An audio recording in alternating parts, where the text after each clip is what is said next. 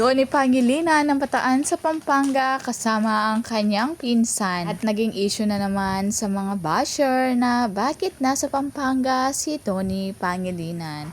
Alam niyo naman si Donnie pag hindi busy ay lagi nag-a-unwind. At nga sabi nga ni Donnie ay meron siyang paboritong pagkain sa Pampanga. Kaya sabi nga ng mga Bobbies, kawawa si Donnie tuwing hindi niya kasama si Belle. Laging ito binabash at iniintriga.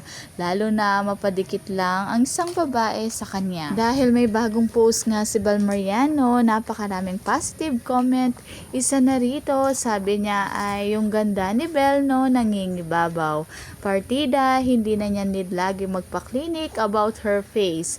22 years old lang siya.